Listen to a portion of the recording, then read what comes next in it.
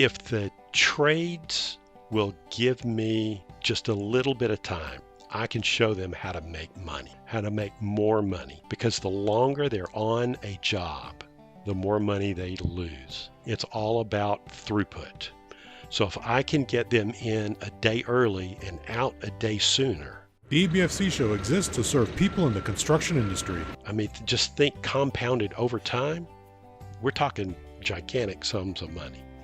So the daily huddle is the black and white version of putting all of this together. It's that woven interconnection, how all that interacts, how these guys interact with each other. And when they see it, it's a crazy thing. Really becomes that aha moment. We try to do it whether we have a small job or a large job, whether we have one trade on site or whether we have 15 trades on site. Look at that. 2 general contractors talking about saving you guys money. And we're not even asking for a deductive change order. Not at all. No. Not at all. Just keep it. Every trade partner I know enjoys doing good work and making money as a result of their good work. They're not going to say no to having an easier time to doing what they love.